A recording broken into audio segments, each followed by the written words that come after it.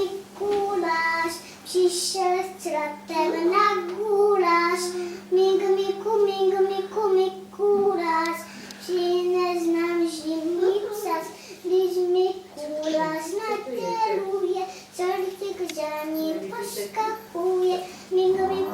Mikuláš přines nám zimní čas. No krásně, ale ještě tě na chvíličku potrapíme, protože jak si tak krásně zaspívala, ještě nějaké takové verši, kdybys nám řekla nějaký básničku, tak, no. Já myslím, že něco vymyslí. Mikuláši, kdo to tady děti straší, kdo tužící řetězem a proč sebou přišel sem.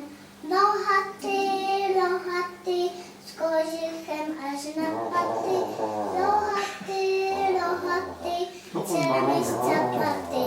No, krásně. Dobře, zatleskejte to, no krásně. Zuzanko.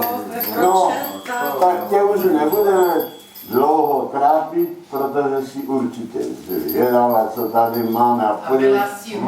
Ale to jsem se nesleptal, malinko. Já nevím, jestli to čertíky nebude muset dneska odnést. Ale ne, to tak pěkně vypadá, tak se snažila. Já myslím, že jsi byla hodná. No, tak se... No, ale nemusíš nějak zasahovat, neboj se. Dobré, tak budeme... Ty čertete, znáš nějaké knihy? Dobré, no. Tak, prosím. Děkuji.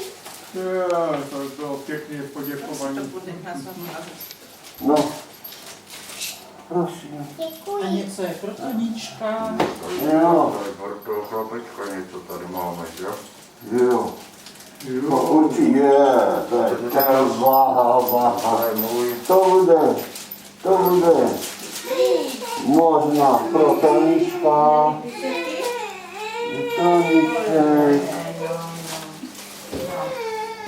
Je. To je ten dárko. To nám dalo zabrat. Stačí? Ještě? No je. No, ona tam. No, právě. To pane Je. ještě tam něco přidejte. Dobře, chcete, že se toho zbaví, nebo to jsme padli. To jo, No, to jsme... To bude